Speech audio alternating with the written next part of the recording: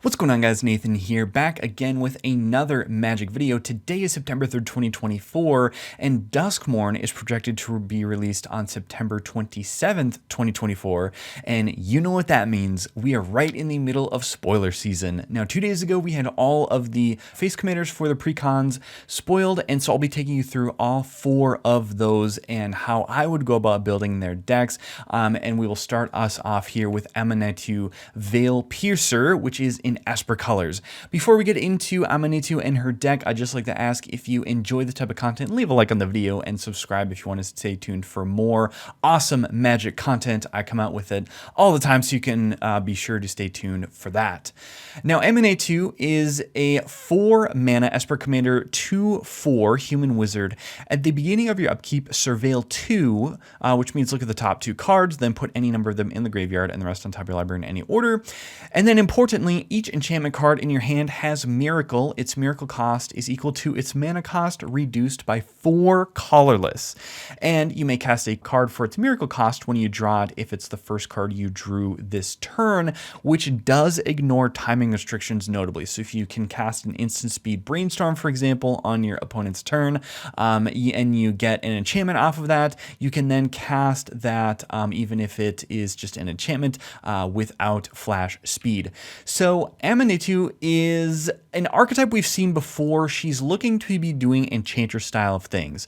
And so I think the first thing you want to do in setting up this deck list would be to establish draw that can happen on your opponent's turns. And so we would want to be playing cards like Trouble in Pairs and a certain other blue card that might rhyme with Schmistic Muddy.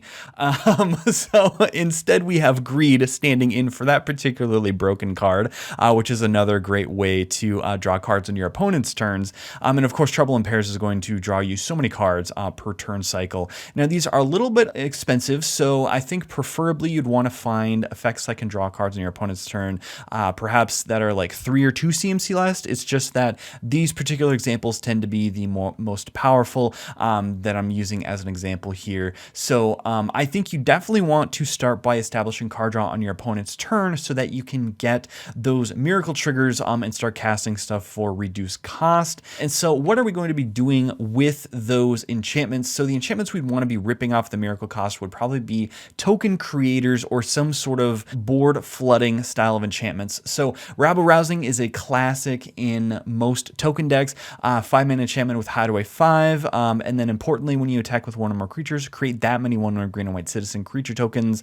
Then if you control 10 or more creatures, you may play the exile card without paying its cost. And then we also have Shark Typhoon, which is going to trigger and make an XX blue shark creature token with flying, where X is the spell's mana cost every time we cast a non-creature spell. So notably within these enchantments, you want to be looking at enchantments that are 5 CMC or more, possibly, perhaps even 4 CMC, because we want to have particularly the 4 colorless and then 1 other pip, or perhaps you could just do a 4 colorless enchantment, although I don't know if those exist in Commander. If they do, I will have that posted above here. So what you want to be doing is reducing all the cost of your enchantments down to basically 1 or perhaps 2, because the idea would be that if you go to your turn, you pass with, let's say, 4 mana up, you probably have a 2 mana draw spell at instant speed to draw a card on your opponent's turn, if you don't already have some sort of card draw set up, and then you would have 2 mana to play with to rip a, for example, Rabble Rousing off of a miracle trigger off of Aminatou from drawing that card. So I think you'd want to basically step 1, establish card draw, step 2, start flooding the board, and then capitalize with all of the typical big splashy effects that will allow you to pump your board that enchantress decks are known for within the Esper colors, such as Felidar Retreat is going to put a 1/1 counter on each creature you control and give them vigilance. In addition, it can make tokens itself, so doing both roles there. And then there's Caither's Crusade, which is one of the best buffing effects in the game. It's a nightmare to track and dice, but it is worth it in my opinion. And there are some shortcuts you can take as well, but these are going to be the enchantments you want to see later on in the game in order to capitalize on your board of tokens.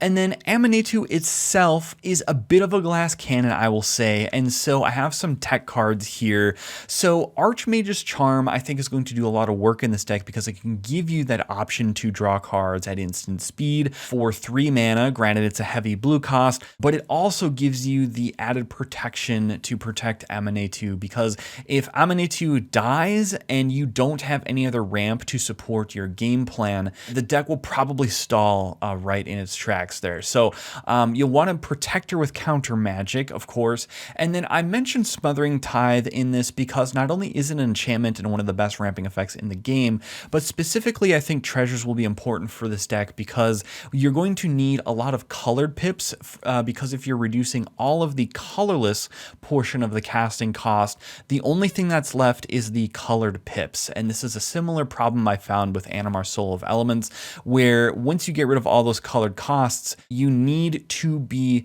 producing colors. And so I would recommend that you do not include any colorless utility lands, except for perhaps some of the, pet utility lands or some of the best utility lands. I guess Reliquary Tower would come to mind if you want to be drawing a lot of cards. Mostly we want to have treasures and heavy color fixing in our mana base. So I just wanted to point that out as well. So I think that's Aminatou's general deck. She seems not broken. I think this is a heavy build around, and I do like the design. We haven't seen Miracle Matters before, so I do really like the design here by Wizards of the Coast, and I think that it has the potential to allow for a lot of creativity in the brewing space. And that is so rare nowadays in 2024. I think Aminatou is one of the most unique of the Precon commanders, and she, I think, would be probably one of the most, or one of the commanders that I would be the most likely to build around, just because she's unique, and this hasn't been done before. So yeah, other than that, I think the only thing I would mention is that you could run some top deck manipulations. So cards like Brainstorm, Ponder, all of the sort of 1 mana instant cantrips to get to the top card of your library and then draw it on an opponent's turn, I think would be very good for this particular build. That is going to be Aminatou. My name is Nathan. You've been watching Salty Productions, and if you are interested in any of the other Precon commanders, check those out. I'll have those linked at the end of the video and in the description. You can be sure to stay tuned for more coverage videos like this. So that's the video, guys. Thank you all for watching. Like and subscribe and all the good stuff, and hopefully I'll see you all in the next one.